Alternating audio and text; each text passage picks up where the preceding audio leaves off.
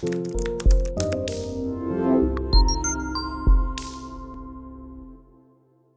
going to interview Keri. Keri is from the DC area, recently also is going into Florida, like Robert said, which is awesome. And then you saw baby Tristan, which is a new addition to her family. And if you're not following her on social, please jump on in. She's also got this amazing coaching platform called Hyperfast, which I love. Great information on that you and your husband run, right? Dan Lesniak. Dan's TikTok out of nowhere is blowing up. What's going on with that? So I've been sitting on the sidelines, like, I'm not doing TikTok. Has anyone seen the Apple TikTok? No, I have not. Which one? Tell me what that one is. No, are you serious? We have to, Kat, you must pull up the Apple TikTok. The original, not the one that we're doing, but it is the most hilarious video, and it's a real estate agent talking about bidding wars, and he uses an apple to articulate the point. Oh, I've seen that one, yes. Have you seen it? We have to share it. Yeah. Kat is going to grab it. This will make everyone die. We just reenacted it. So our team is like trying to get a little innovative with TikTok. We're already starting to hire agents from it. Thank you. So if you guys in the chat, if you've seen the Apple TikTok, just put in there that you've seen it. I just want to know how many of you. I've watched it like 10 times. I've been dying. Keri, is that on your TikTok or is that on Dan's TikTok? No, it's on a very brilliant real estate agent. I don't actually know who he is. That one, the one about the guy, he's trying to sell. Everybody got this apple. Oh, yes. Oh, that one I know what you're talking about. Yes. So I spent like an hour with our new TikTok interns yesterday reenacting it with my team. You guys have to check out my TikTok. It's the Keri Shull. It's hilarious. I think my team nailed it more than the original guy. I see you. Your Apple TikTok interns, are they all in the Philippines? No, they're in my office, but I agree that there's a massive opportunity. Yeah. Oh, here we go. So I got you. Which one is it? It's on the Keri Shull team one. This is my personal. The Keri Shull team. Let's take a look at that. I wanted you to show the original, but if you're going to show mine, I mean, yeah. Hey, this is better. Is here this the one? Right all here. Right, let's go. Let me bring this up. Excuse me, is that apple for sale right now? Yeah, we're about to put it on sale right now, actually. Well, I'm in the market, so tell me about your apple. Why should I buy it? Nice try. Okay, people, here's how this is going to work. I have an apple here, and the highest bidder is going home with this. I want all bids within the next 2 minutes, and then we're closing it. Bidding starts at $5. Feeling pretty confident there, huh? I mean, don't you? $10. She said starting at 5. We'll do 15. It's a new apple. Yeah, just listen. I'm pre-qualified. I'll pay cash. I got cash. 30, 40. Just make it 45. Is it even worth that? 50. I don't know. Please, this is the 8th apple I'm trying to buy. Can I at least see it up close? Nope. It's an apple. You know what it is. You either want it or you don't. I'll take it for 100. What? I'm from California. It's the cheapest apple I've ever seen. 120. Why did I do that? Excuse me. Is that apple for? That makes a lot of sense. I love that. The California guy makes it all. He's perfect. Yeah, we were dying. It was a lot of fun. So I'm gonna put up the link. Hold on. I'm gonna put up your link to your TikTok so people can follow that one. Cool. We have some fun things coming. I like that. Thank you guys. All right, there we go. So let's start with social media. How are you growing your social? Because one thing that we've done is we're actually creating a whole department that focuses on editing, graphics, marketing, posting, just the whole gamut of YouTube, TikTok, Instagram, Facebook, LinkedIn, everything. So we're going all in. Tell me what you're doing. That's awesome. Good for you. First, let me talk about Dan, because Dan is all in. He is just, he's gaining like thousands of followers a day on TikTok right now. Yep. And some people who are in the audience right now are saying, oh my gosh, I have no interest in doing TikTok and I'm going to jump off this meeting right now. I get it. That's how I felt about it too. candidly, I thought this is something that kids are doing, that my husband is interested in, that I like to watch, but in terms of being a content creator, I still wasn't understanding the real benefit. Now, fast forward, we have people who are saying, can I intern for you? There's very hungry people who want to work on there. We just hired our first agent from my husband's TikTok. So in terms of what we're doing broadly, I would say we're very focused on all of the social media platforms, and we're seeing it work. For LinkedIn, for us, we're seeing that our past clients that are high level C-level people are definitely introducing us to their employees through LinkedIn, and they're staying in touch with me particularly because we're doing a lot of content on there. So it's a way of building referrals. We're not getting a ton of new business from LinkedIn, where with Instagram and Facebook we are, and we're starting to with TikTok. All right. Can you break down what you're doing on Facebook and Instagram that's getting you that business? Sure.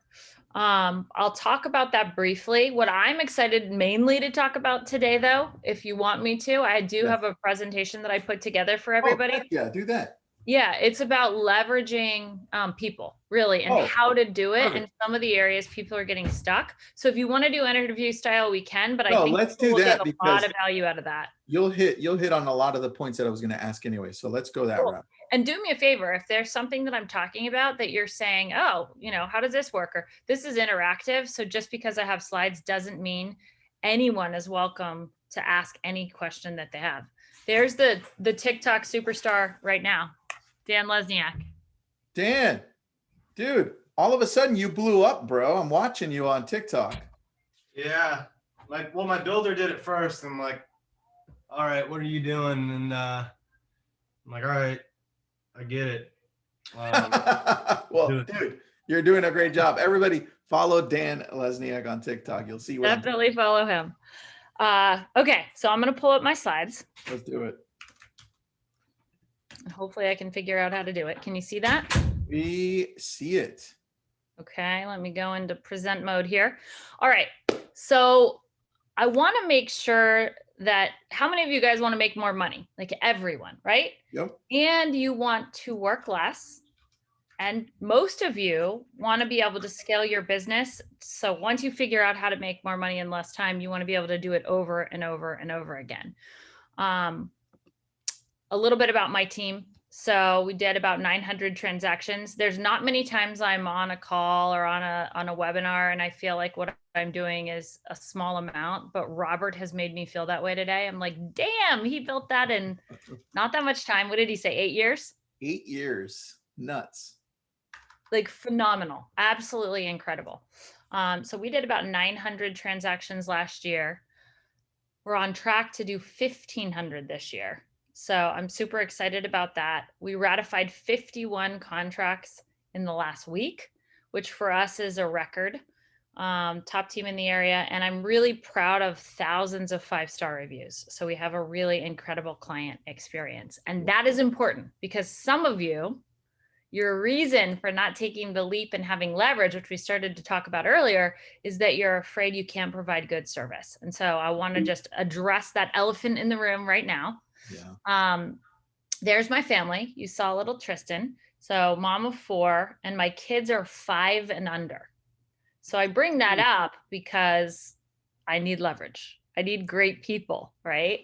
And my goal for today is really helping you not only make more money and work less time, but also do more of what you love. When you're doing what you love and you're in a groove, you're happier, right? And so there's all these people running around doing things that aren't the highest and best use of their time, and they don't love it either, and they're making themselves miserable. With just changing their thinking, changing their perspective a little bit, they could be a lot happier in life. So if there were one thing I would want, it would be to bring happiness to the people who are struggling a little bit. And it's a weird time, right? So how are we going to accomplish those goals? We're going to talk about hiring for scale. And for some of you, scaling what you're doing now could be one VA. Like, don't think because I have a large team or Robert has a large team or Tristan has a large team, that's how you have to do it. That's not what it's about. It's about creating leverage for yourself. And to do that, I believe you have to be good at hiring, whether it's a VA, a contract assistant, a showing assistant, however you're going to look at it. We're going to talk about some different ways to look at it today. And then onboarding and accountability. Okay. Now, what would it mean to be up 50% or 100% over last year? Some of you are up 200% over last year.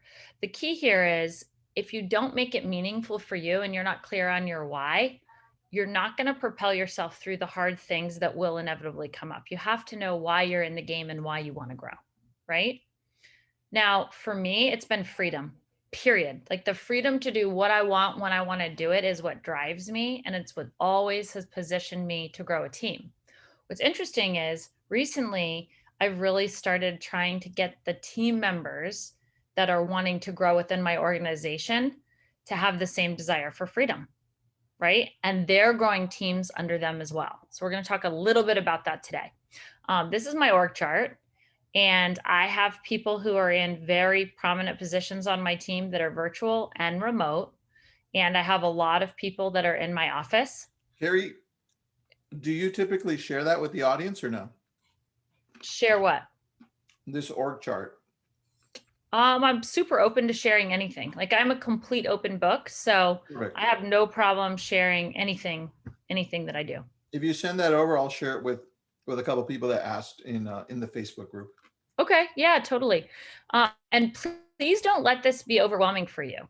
Like the whole point of me being here today is to help you. So wherever you are in the business, try and recognize the principles that have allowed us to scale to this place and figure out what it is that's your limiting belief, what's stopping you.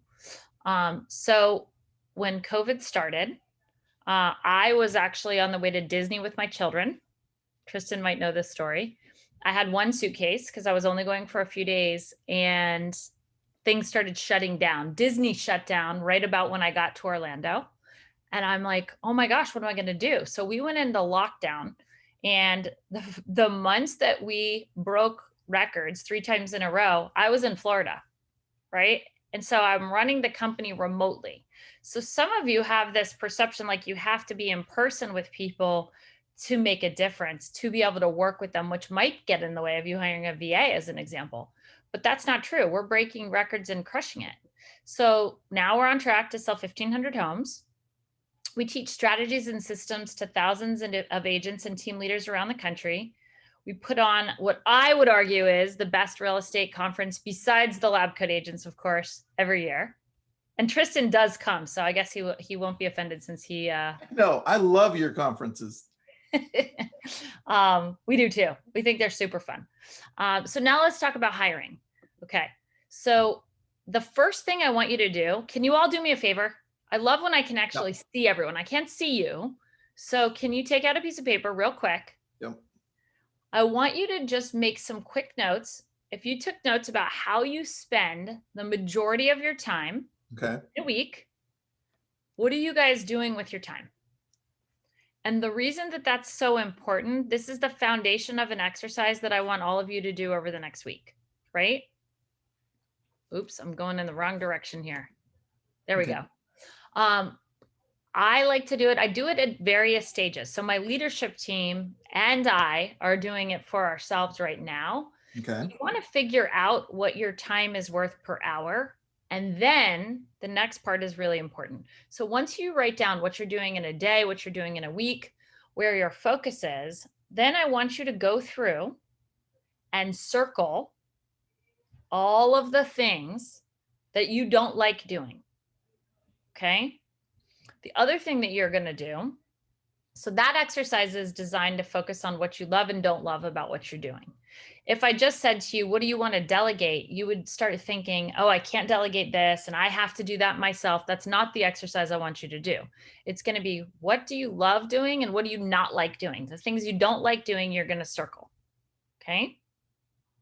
Then I'm going to have you set aside that list for a moment. And we're going to do another exercise on the same piece of paper. Is everybody following along with me? Can you just tell me in the chat, yes, Keri, I'm with you. Yes, I'm doing the exercise. I just wrote some stuff down. Okay. So Tristan is with me. Excellent. I have my pen and paper. Okay. And you got a whole bunch of people saying yes, yes, yes. Oh, good. That's awesome news. Okay. So This exercise, I want you to write down what your annual income was in 2020. Okay, write it at the top of the page. Now, Tristan, we'll do the exercise for you with the vacation time for a minute. How many weeks did you go on vacation last year? Do you know? I felt like I was on vacation the whole time. That's how you've circled the right things, my friend, right? You love what you're doing. It's awesome. So 5 weeks, 10 weeks. Let's just pick 5 weeks. Okay, 5 weeks. So basically for everybody out there, then you would write down how many weeks you went on vacation. You would take 52 less that amount. Mm-hmm. And the goal is figuring out how many weeks you worked. Okay. Then how many hours did you work on average?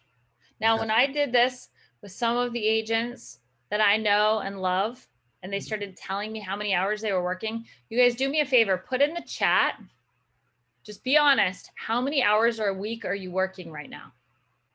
Put it in there. That's such a great question, Keri. I want everyone to see what each other has to say, right? So we have 60, 65, 45, 45, Rama, 30, way to go, 50, 60, 45, 60 plus. I think some of you are afraid to tell the truth. I think some of you are grinding it out right now. You're working 70 to 80 hours a week. No joke. I have no idea, and that's scary. Thank you for being honest. You know what, Keri, the thing that people forget as they're answering this question is that they don't take into consideration the time that they're picking up the phone while they're watching a movie, eating dinner, responding to a client, responding to emails. That counts as work. Yeah. And for a lot of you, if your social media is very professionally focused, also you should be counting the time that you're doing your social media, because that's part of your positioning of your brand, right? Yeah, very true. Yeah. Amy, thank you for saying that, right? 90 if you add in all that I do for my family. Yep. Yeah, like nonstop, right? So if you guys are right now like, Keri, I can't do this exercise because I don't know. Hey, just take a guess, because I want you to get clarity over a number. I want to define it as a group today. So what you're going to do is take your annual income. Let's imagine, just for the sake of this exercise, your annual income was 200. Okay. So if it's 200,000, what you would do is then divide it by the number of weeks you work. So if I go on vacation for 4 weeks, then I would divide it by 48. Okay. And then if I work on average 60 hours a week, I would divide that number by 60. Okay. What we're calculating right now is your hourly rate, guys. So if that were my situation at 200,000, working 48 weeks, working 60 hours, my hourly rate would be $69. Okay. I want you to actually write down your hourly rate and circle it. Okay. Okay. Can a couple of you comment in there and tell me what your hourly rate is, so I know that you got it? 260. Sweet. Yeah. Love it. 52, 208, 116. Awesome. I'm digging it. Okay. So the reason knowing that number is so important, once you're clear, the path towards hiring and spending time doing what you love is a lot easier, right? I don't see anyone telling me that their hourly rate is $12 right now. That's good news. Ooh, that is good news. Right? Yeah. So if you need to hire somebody that can do some of the activities that you don't love and your time is worth more, it's going to elevate your total income if you take away the time that you can outsource doing something you don't like and pay less than what your time is worth. Okay. But I know there's a lot of reasons why you guys don't hire. So let's talk about some of that. Why are you afraid to hire? Why are people in general, right? Fear of money. I hear this one a lot, right? That's probably the number one. So I believe that's the number one. Yeah. What's interesting, the second one was my big one. What you know is what it is, Tristan? No, what? Tell me. Fear of commitment.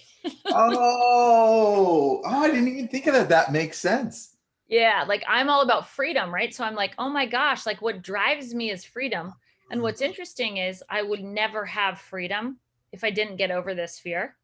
But this was very real for me. Oh my God, if I hire somebody, I'm going to have to go to the office. I wasn't afraid to pay them. I knew I could afford to pay them. I was afraid I would have to like be there for them. And I didn't know what that relationship would look like or how much it would make me have to work extra.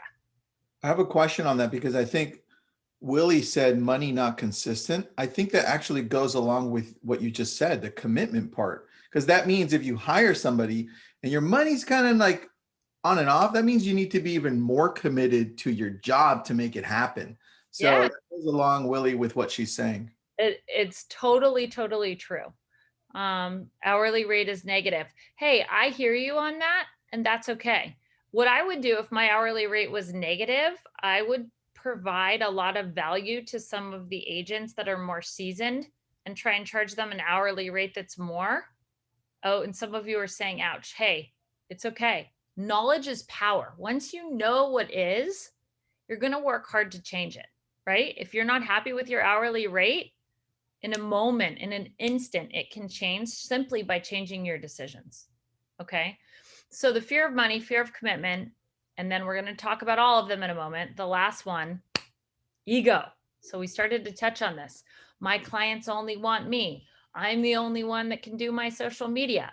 I'm the only one that can send out the contract. I'm the only one, you guys know the list goes on and on and on and on. Yeah. Now, when you're honest with yourself, you know it's not true because you look to people who are examples, but it still stops you from making a decision sometimes. So I'm going to go back for a moment and we're going to talk about how to overcome these fears. Okay. So for the first one, the fear of money, and I might be going out of order a little bit, but I really want to go deep into this because I want to make a difference for you guys today. I really want to make sure that you don't let a fear like this get in the way. So the way I've always looked at this, now this isn't just with hiring a first employee. It's every time you go to hire and scale for me. It's important to look at how you will get an ROI on the position. So go back to that list of all the things you hate. That's how you develop your job description, by the way. Go back and look at that and say, okay, if I had 90 days where I wasn't making any money from this position, could I afford it for 90 days? The biggest mistake that I think people make is they look at the whole year's salary and they say to them, oh my gosh, if I'm going to hire someone, I'm going to pay them $45,000. I don't have $45,000. But the truth of the matter is, if they're not bringing an ROI to your organization in 90 days, then there's either not a right fit, you haven't onboarded them correctly, or you don't have the right job description. There's a gap. So instead, focus on, do I have the resources? Like 3 months at a $45,000 salary, that's $11,250. Can I afford $11,250 and create an ROI by hiring the person? That's the key. That's the key to scale, because then you're never stopped from the next hire either, as long as you create the right responsibilities for that person. Does that resonate with you guys? Oh, totally. Because now you're breaking it down so that if that number is too high for somebody, Keri, then that next step down would be, well, maybe you should start with a part-time VA, right? And what does that calculate to a month, right? So that makes total sense. I like where you're heading. And you can take that list of the things that you hate, and my guess is 90% of them are going to be something a VA could do. That's what's ironic, because it's all the little things that get in the way of us using our time. And Tom was saying, what's the highest and best use of our time? It's relationships, period. It's connection. So for a lot of us, it's connection with our clients, right? And you being in front of your clients is the best thing you can do with your time. Okay. So for the fear of commitment, what's interesting here is you'll never, like if you're somebody who you're up like a Pop-Tart every time a home comes on the market, you're already committed in the most crazy way to your clients, right? You never have somebody be able to step in for you and show a house. That's the ultimate commitment, because you can't even plan it. Does that make sense to you guys? Like, so true. You're not in control of your time when you're working with buyers at all, because you have a financial obligation to protect their interests. And if they want to see a house and you're in a market that's moving as fast as mine is in DC Metro, you can't say, I'm so sorry, my husband made dinner reservations 3 months ago, for us to go to this incredible dinner. If you don't have people that can step into your business and help you, you have to go show them the house, and then you become very resentful and it feels like a job instead of a career, right? It feels like someone else is in control of you. So try, when you're facing that fear of commitment, to say to yourself, what's on the other side of this choice to hire? What's on the other side? And what's on the other side is the ultimate freedom, because you'll never question, should I cancel this dinner? Like, that won't happen. You'll have a process, so that'll never, ever be the case. Okay. Keri, on that, because it's important for just all business owners that are listening in. It's so tough sometimes because we stay in that world for a long time. We burn out, we never succeed because we just never were able to get out of that, right? And I love how you broke it down right now, because it makes a lot of sense. All of us watching this and listening in want to get to that next level so that we're there. And she's giving you the roadmap. So thank you, Keri. You're welcome. You're welcome. We're going to go a little more specific on the roadmap here. So how to successfully hire and how to attract the right candidates. Okay. So the first thing I would say is you have to have the right job description, and you have to have systems for tracking projects so that you can check in on status. So we're going to talk about what that looks like, but I'm going to tell you about a job description that I love. A friend of Tristan and I's actually helped me with this, Sharon. So what I learned from him, then I'm going to go through the tips. I want you guys to actually read this for a minute, and I want to see what your takeaways are in the chat. So I highlighted some things in yellow. What are you guys noticing about how I talk about who I want and how I talk about myself? Any observations? Any observations? I find you very easy to relate to, Keri. So that's just me. Thank you. Thank you. You hit on all the points really well. You seem very easygoing. You're pretty positive about the things that you're talking about, and you make it seem like they're all achievable. We just need to take the right steps. That's how I see it. Yeah, look, Amy said the same thing. You don't overcomplicate it. Thank you. Well, what I'm hoping you guys will see in this job description, though, it's the opposite, right? I'm upfront about myself. Yes. Thank you, Karen. I am not the easiest person, right? So I appear to be laid back and easygoing, but I am a super, super high D. Mm-hmm. And for some of you, you come across in an interview like you're super laid back because you're connectors. But the truth of the matter is you're operating at 100 miles a minute. So you want to make sure that you have the right personality type that you're trying to attract if it's someone who's going to work closely with you, right? So I say, I'm not easy to work with. Now look at the next part of the job description. Some people see me as too blunt and short in my interactions, which you guys don't know that side of me. Like, I'm here connecting with you and giving my time to help change your lives, right? That's my goal. That's why I'm here. No. But when I'm in my element and I'm with my team, there's 126 of them. I've got to be able to deliver results very, very quickly. And so that means my right hand has to be able to handle really short, focused interactions. And if I tried to pretend we were going to sit down and have coffee and chat every day, like we would in an interview set, like in an interview environment, mm-hmm. that would be a disaster, right? So here's a couple of tips. Oh yeah, this is a big one. You'll understand in a minute. Tell me why you're a good fit and include your favorite color in the subject line. Ooh. Okay, you know where I'm going with this, right? So here's a few tips. 1, do not sell the position. You're all salespeople. You want to tell them all the reasons they want the job. I would actually tell them the reasons that they don't want the job, right? Because if you talk about the pros and cons and the reality of the job, you do want to present the growth. You want to present the vision of the company and the wins, but you want to present why working with you personally is hard, right? If you do that, the wrong people will run. But if you try and sugarcoat it, you're going to end up having a lot of turnover because you're not being your authentic self in the interview process, okay? And I start that from hello, right at the job interview, right? That is right. I absolutely go all the way to the end. So stop wasting time on people who can't follow directions. If this is going to be somebody who's in your email, this is going to be somebody that's in your social media, this is going to be someone that's interacting with contracts and clients and whatever their job description, they have to be attentive to detail. So for me, the first time I ever hired, I don't know if you know this story, Tristan. I was somebody who knew my vision was to grow a big team from the beginning. Like I knew that I wanted freedom. And I decided it was time to hire an assistant. And I'll tell you guys, the year I decided to hire an assistant, I did 19 transactions. So some of you are like laughing right now. You're like, what? 19 transactions? You don't even need an assistant. Well, I knew what my vision was, right?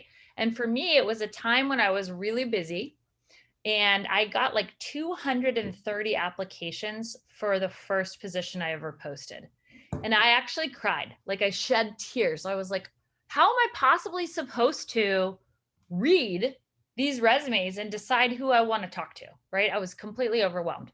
So here's what I learned. If I would have said, put your favorite color in the subject line, I could have just deleted 90% of the job applications because they wouldn't have even read to the bottom of the job application or the job instructions to do what I asked. So make sure you do that. You can put your favorite band, a personality trait about you, whatever it is, make sure that you don't have to open the email. If they didn't follow the instructions, you're going to see it right in the headline. Does that make sense to everybody? 100%. I love that. Okay, cool. And then the last tip is do not be too narrow. What I mean by this, a lot of you guys have this problem where you just need somebody to show houses. You're dying, right? So you're like, I just need you to show houses. And it's so narrow that first of all, anyone who would take that job where the only thing you're asking them to do is show houses, they're probably not the best candidate to be interacting directly with your clients, right? The whole showing assistant model, in my opinion, is just totally dead. It makes no sense. You're like getting the C crew to come in and interact with your clients that are your most valuable asset. It doesn't work, in my opinion. We're going to talk about what does in a minute. But then when you wait too long to hire, you're so focused on what's causing you pain that's where you're stuck. You're only focused on solving that problem, right? And you're not attracting the right talent by communicating the growth potential and having a broad job description about what you want. Now notice in the job description that I had, I was describing the personality, not the activities. If I said, I want someone who can make me coffee and can update my calendar and can run errands for me and can help me grow organizations, right? I would have lost the right person in the minutia of those details. You don't need to describe everything. If you're describing the personality trait, you're staying broad, right? And here's the risk of being too narrow, in my opinion. When you don't set the right expectations, all of a sudden there you are, you're like, finally, I got some help, like this person's showing houses. And then you start to trust them.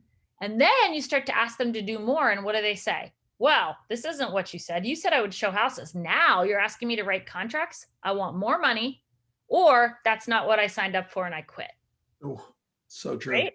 And then all of a sudden you're going, I'm not capable of hiring. I picked the wrong people.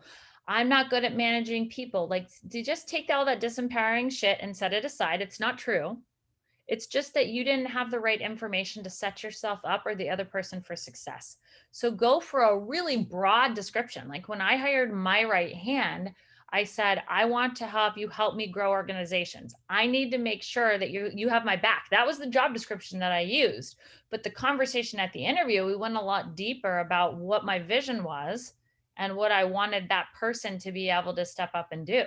The first assistant I ever hired, I told her, I want you to be the director of operations and help me run this organization. And I hired somebody with that in mind. She was with me for 4 years and helped me launch the company. Okay. That's awesome. So hire with the vision in mind, for sure. Okay.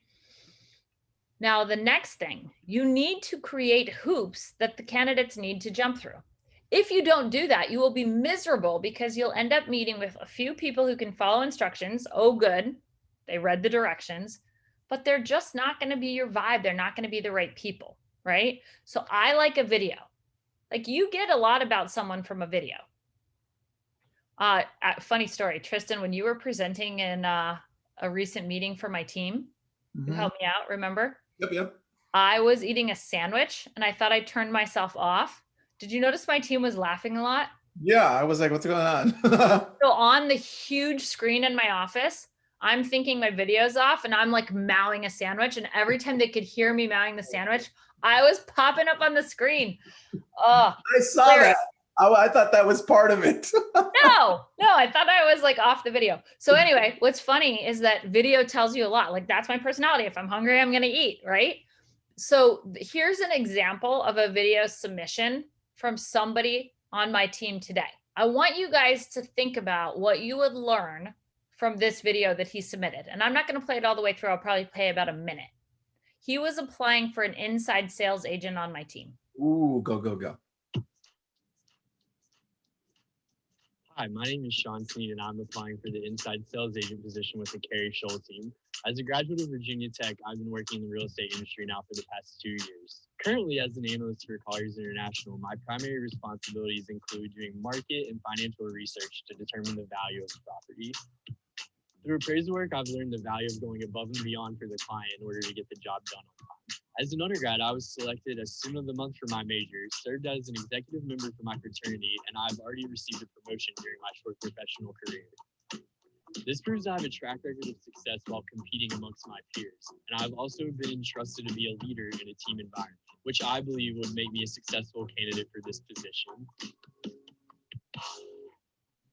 Would anyone not want to meet with him? Like, if you got that video, damn. Oh, very impressed. I like this guy. I love this guy. He's already got a promotion. Makes sense. It looks like he's structured for that. Growth. He's awesome. So here's most of the videos that you're going to get. Hey, this is blah, blah, blah. I'm interested in the Keri Shull team. You're like, okay, thanks for your interview. Not interested, right? They say the name of the organization wrong. They're not prepared. They don't know what they're doing. They can't send the video attachment, so they end up eliminating themselves. Great. Don't waste your time with those people. If you're trying to hire somebody that can handle technology and help you with social media, why wouldn't you expect them to have a video that they can attach to their resume? Like, wouldn't that be a reasonable thing to ask, right? Done. I already texted my team, like, videos, do it now. Just do it. It's huge. It's awesome. And then here's the other piece of it. In my opinion, there's not a one size fits all way to interview. So when people tell me, oh, I do this, and then I do a phone screen, and then I check references, and then I send the disc, and then no, I wanted to have like a huge thing on here in red, but I couldn't figure out how to have my team do it really fast because I realized it. Recruit Select, in my opinion, I hate Recruit Select. I think it's one of the worst courses ever because it tells you, like, when I took that course with KW, the guy teaching it actually said, I want you to go to the golf course. I want you to talk to the guy who usually tease off the person who golfs there and ask who he golfs with. And then I want you to call those people and interview them. I'm like, dude, if I go through all that, that guy already got another job if he's talented. Like, that's dumb. That is the dumbest advice I've ever heard. I researched the guy teaching it, by the way, and he had 6 people on his team and he was related to 3. I'm like, okay, this makes sense. So it's not one size fits all. If you get a video with someone who's super talented, you bring them in and you work really quickly. Like Sean, if I had waited 2 weeks to bring that guy in because I did a phone screen or I did a Zoom screen, and then I told him about the disc I wanted him to take, and then blah, blah, blah, blah, blah, somebody else would have hired him because he was hungry and he was focused. So for me, I bring talent in right away. If we're unsure for some reason, we'll do a quick screen. We try and meet with them 24 to 48 hours later. We never let it go. If we love them, we make decisions very quickly about hiring. Okay. We don't waver. We're either going to hire somebody or not. But the other thing that's really important, when we bring them in for the interview, we also do a skills assessment. So let me talk to you about what that looks like. Okay. Let me see if I actually elaborated. I can't remember. Oh yeah. Okay. Before we go into desperation, I'm going to explain the skills assessment. So if you're interviewing an ISA, any of you guys hiring ISAs right now, tell me in the chat so I know how much time to spend. Where do you post the positions that we're hiring for? We post them on our website. We do posts on Indeed, Glassdoor, LinkedIn. We're very, very focused on recruiting, and we're really, really good at it. Okay. So if you're hiring for an ISA, inside sales agent, that's the person who is essentially the face of your organization on the phone. We make sure that after they meet with us, we give them the script, we have them study the script, and then 24 to 48 hours later, we jump on the phone and we actually have our inside sales team, a few representatives from the team, pretend like they are the buyer and or the seller, and the candidate pretends like they're the inside sales agent, and they go through a role play, and we decide whether to bring them back and make an offer at that point or not. Like, it's that fast. Okay. But they actually do it on the phone. Okay.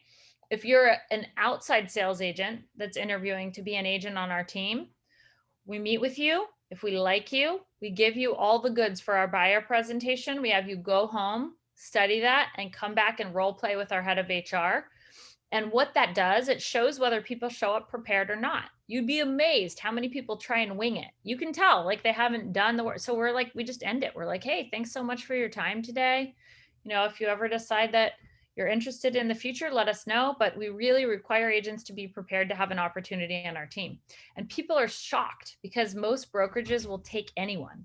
We're interviewing 15 to 20 people to hire one.